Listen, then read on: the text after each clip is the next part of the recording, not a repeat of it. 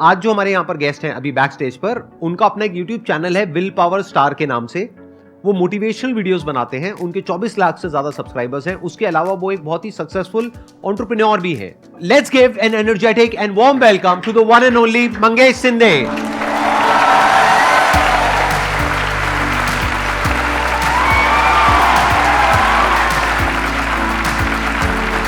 How are you doing? All good? आइए, बैठिए।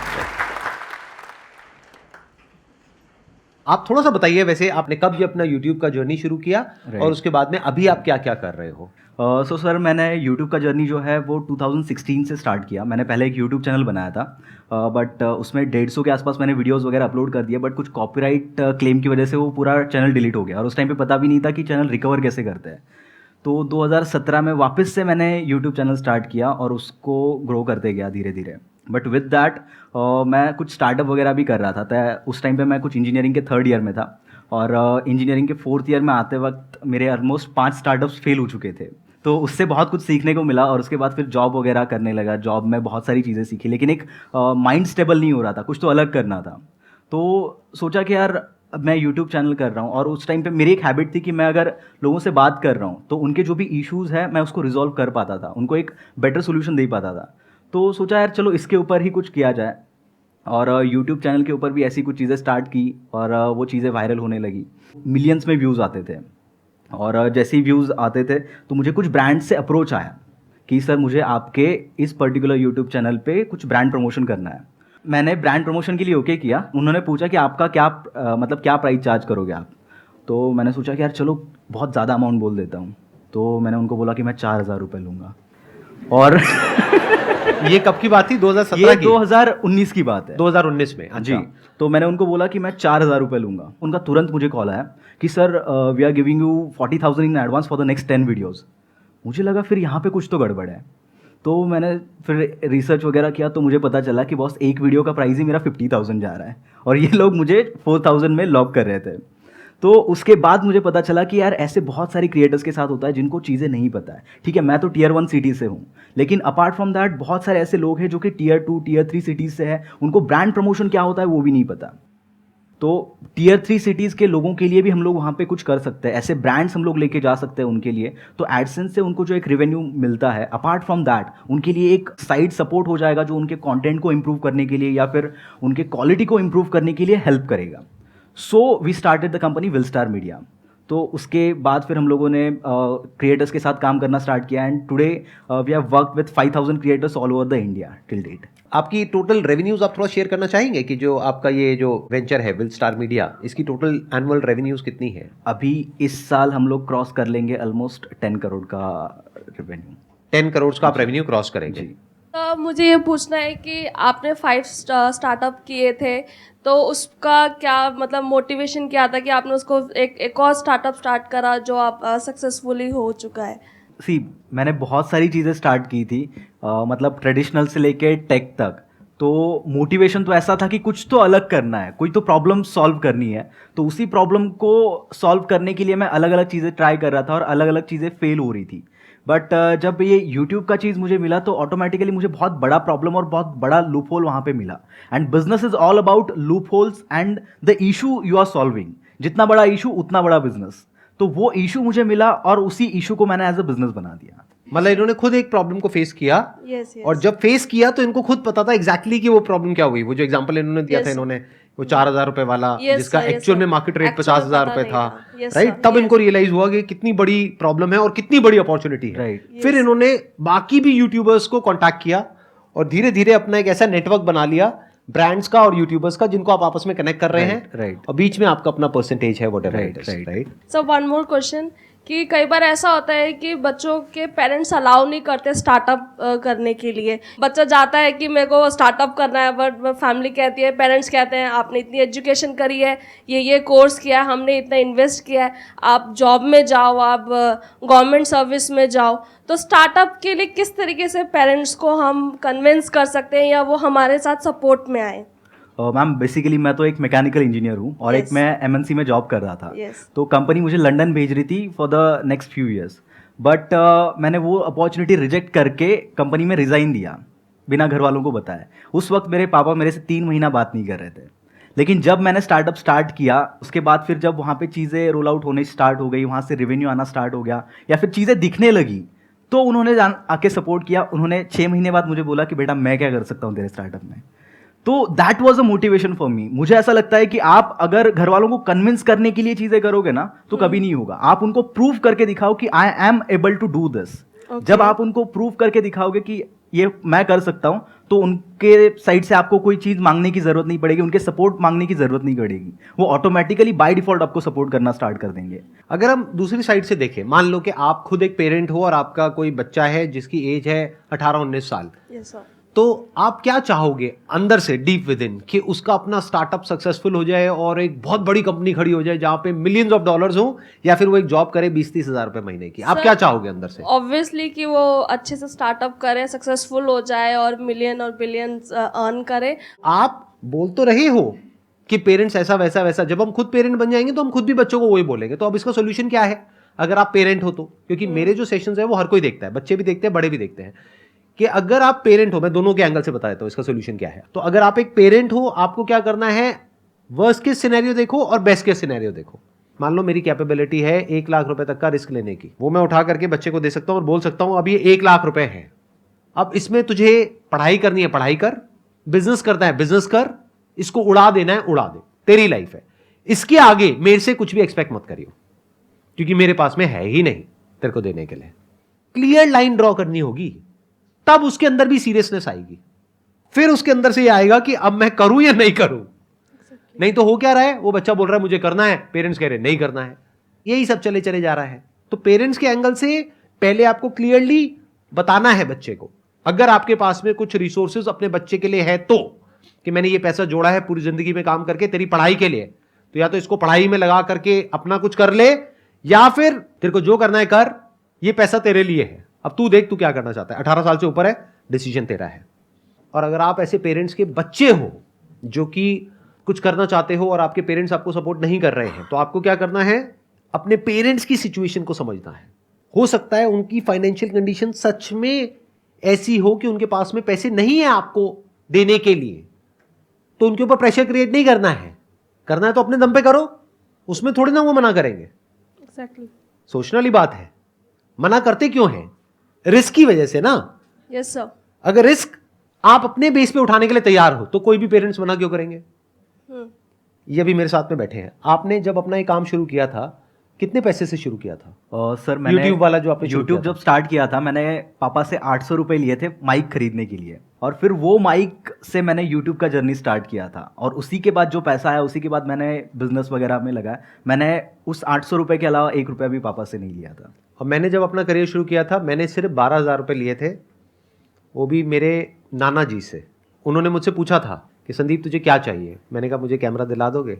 उन्होंने कहा हाँ दिला देंगे। कितने का है? मैंने कहा 12,000 रुपये का। तो पहले तो सोच में पड़ गए 12,000, आज से बहुत साल पहले, लेकिन फिर उन्होंने दिला दिया। तो वो 12,000 रुपये से मैंने अपना करियर शुरू किया था, और आज जो भी कुछ है मेरे पास में वो उस 12,000 के कैमरे की वजह से। इन्होंने 800 रुपये से शुरू किया था। ये बात यहाँ पे आपको क्लियर हुई? Yes sir. क्या क्लियर हुआ बताइए? कि अगर फैमिली अलाउ नहीं करती है तो आप अपने ऊपर इंडिपेंडेंटली होकर उसको स्टार्ट करिए, और अगर सक्सेसफुल होता है इनिशियली तो फेलियर्स होंगे, क्योंकि विदाउट एक्सपीरियंस आप नहीं उसको कंप्लीट कर सकते हो। सक्सेस होने के बाद ऑटोमेटिकली फैमिली आपके सपोर्ट में आ जाएगी। और छोटे से छोटे लेवल से शुरू करना है। Yes sir. कम से कम इन्वेस्टमेंट से शुरू करना है। Please have a seat. Thank you. Sir मुझे ये जानना है कि मेरे माइंड में बहुत सारी चीज़ें चलती रहती है कि मुझे ये करना है, मुझे बिजनेस करना है, क्योंकि मैं अभी MNC कंपनीज में काम कर रही हूँ last 3 years after 12th, and I want to do business. पर मेरे माइंड में कभी रहता है ब्यूटिशियन, कभी क्या, कभी क्लोथिंग शॉप, कभी कुछ ना कुछ, मतलब बहुत सारी चीज़। अब यूट्यूब में देख लिया, रील्स में देख लिया, इंस्पायर हो गई, फिर ऐसा होता है कि मुझे ये भी करना है, मुझे ये भी करना है, मुझे ये भी करना है, बट फिक्स नहीं रहती हूँ मैं कि मुझे करना क्या है। इसके पीछे का एक बेसिक रीज़न ये है कि आज के ज़माने में हमारे पास अपॉर्चुनिटीज़ बहुत है। जो हमारे पेरेंट्स थे उनके पास अपॉर्चुनिटीज़ कम थी, तो उसकी वजह से उनके पास ऑप्शंस कम होने की वजह से उनको पता था कि उनको क्या करना है। बट अभी क्या हो गया है, because of internet multiple opportunities हमारे पास है, और उस मल्टीपल अपॉर्चुनिटीज़ के साथ साथ एक कन्फ्यूजन भी हमारे साथ आता है। और वो कन्फ्यूजन अगर आपको दूर करना है तो सबसे पहले आपको एक चीज़ के साथ स्टिक रहना पड़ेगा। जैसे कि आप एक हस्बैंड के साथ लाइफ स्पेंड करोगे, उसी एक चीज़ के साथ जब आप ज़्यादा टाइम स्पेंड करोगे तो उसमें रिजल्ट्स दिखना स्टार्ट होंगे, और जब वो रिजल्ट दिखना स्टार्ट होंगे तो ऑटोमेटिकली वो चीज़ आपको करने का मन करेगा। बट बहुत बार सर मैं ऐसा देखता हूँ कि लोग एक चीज़ करते हैं, 2 महीने बाद उनको कोई और चीज़ अच्छी लगती है, उसके बाद वो लोग दूसरी चीज़ पे शिफ्ट हो जाते हैं। सेम चीज़ उनके लाइफ में हमेशा होती रहती है और वो उनको क्वेश्चन होता है कि मैं सक्सेसफुल क्यों नहीं हो रहा हूँ। मैंने ऐसे बहुत से लोग देखे जो बहुत स्मार्ट है बट वो सक्सेस तक नहीं पहुंच पाते, या फिर वो एक लेवल पे नहीं पहुंच पाते बिकॉज ऑफ कंसिस्टेंसी, वो मेंटेन नहीं करते किसी भी चीज़ में। और everything is all about your consistency. मुझे ऐसा लगता है कि टैलेंट, बाकी ये सब चीज़ें सेकेंडरी है, आप एक चीज़ को कितने टाइम के लिए करते हो वो ज़्यादा इंपॉर्टेंट है, और उसी को अगर आप करते रहोगे तो ऑटोमेटिकली एक टाइम के बाद उसमें सक्सेस मिलेगा। अगर आप अपने बेस पे कुछ करना चाहते हो ना, जैसे यू आर सेइंग कि you are working in an MNC and you have a stable job, right? तो अगर आप अपने बेस पे कुछ करना चाहते हो, कुछ भी काम, कैसा भी काम, कोई भी स्टार्टअप या कोई भी आइडिया, किसी के ऊपर भी आप काम करना चाहते हो, तो आपके अंदर एक क्वालिटी होनी चाहिए। ये आपको अंदर की बात बता रहा हूँ, एंटरप्रेन्योर्स के जो माइंड की बात एक एंटरप्रेन्योर ही समझता है, बाकी लोग नहीं समझते हैं। बहुत बड़ा सीक्रेट है ये। आपके अंदर एक ऐसी क्वालिटी होनी चाहिए कि आप अपने आप को इमेजिन कर सको क्लियरली कि 2 years, 3 years, 5 years down the line जो लोग उस फील्ड में सक्सेसफुल हैं, क्या आप अपने आप को वहां पर देखते हो?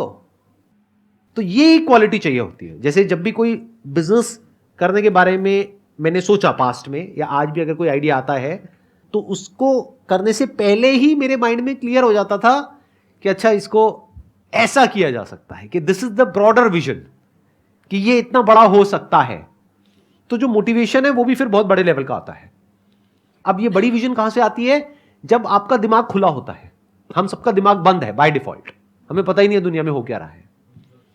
तो वंस यू सी कि दुनिया में क्या क्या हो रहा है, लोग क्या क्या कर रहे हैं, किस किस तरीके से कर रहे हैं, तब उसमें से कुछ लोगों को देख करके लगेगा कि ये तो मेरे बस का नहीं है। दूसरी तरफ से आप देखोगे अच्छा ये कुछ लोग हैं जो कुछ ऐसा कर रहे हैं, और आप कहोगे ये तो मैं कर सकता हूं, ये तो मैं कर सकती हूं, ये तो मैं सीख लूंगा। मतलब अंदर से आया ना, एक तरफ से आया अंदर से कि हाँ ये पॉसिबल है, एक तरफ से आया कि नहीं ये पॉसिबल नहीं है। तो पहले तो नहीं को काट दो, जो पहले ही आ रहा है कि पॉसिबल नहीं है उसमें टाइम क्यों खराब करना है। अभी को मत देखोगे अभी क्या करना है, ये देखो कि 2-4 साल बाद क्या आप अपने आप को वहां पे देख पा रहे हो, उस लेवल पे देख पा रहे हो।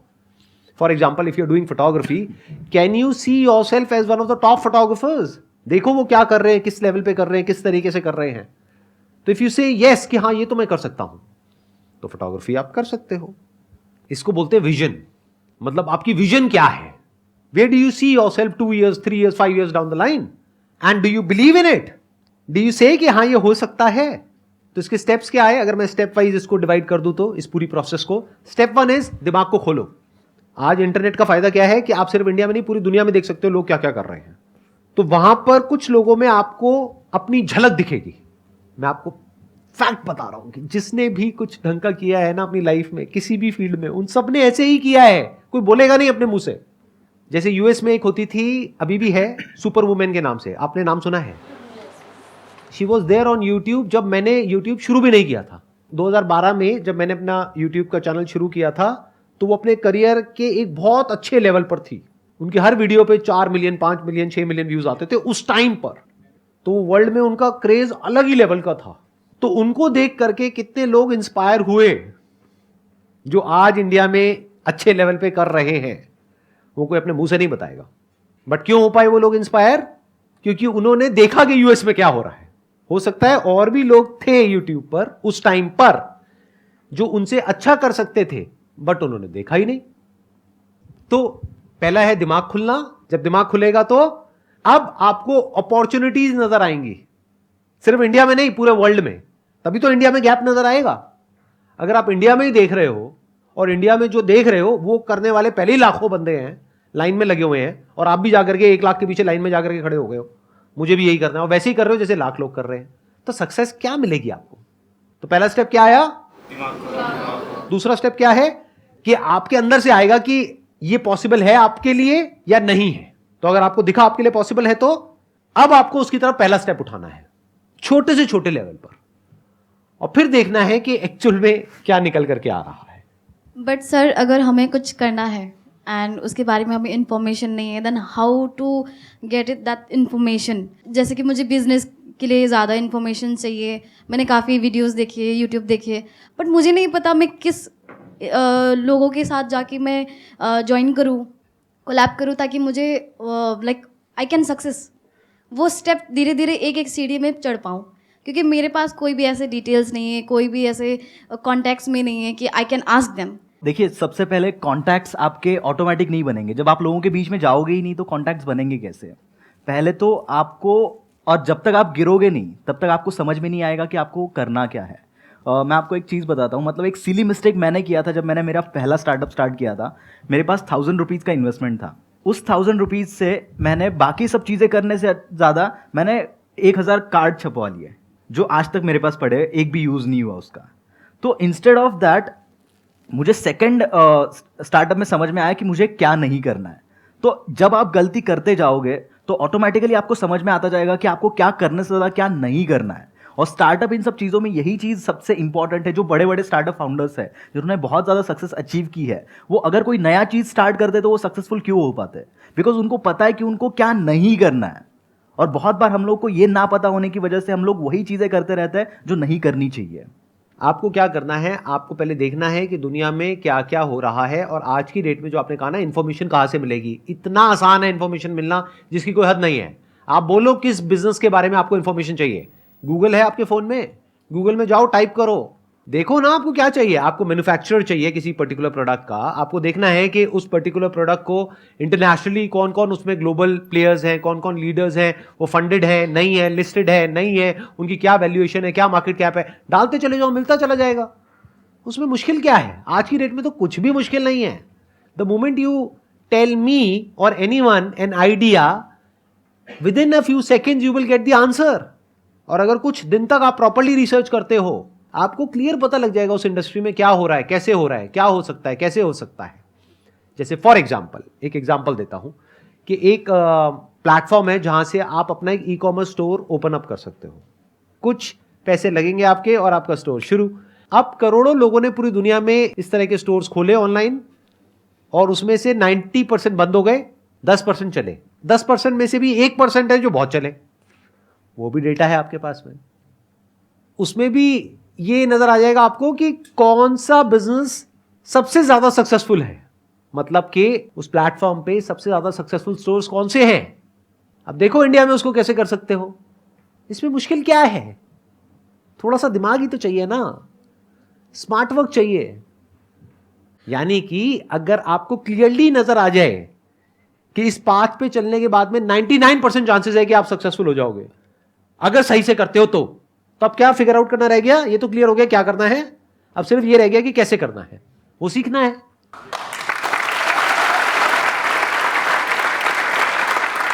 Thank you so much for coming. Thank you.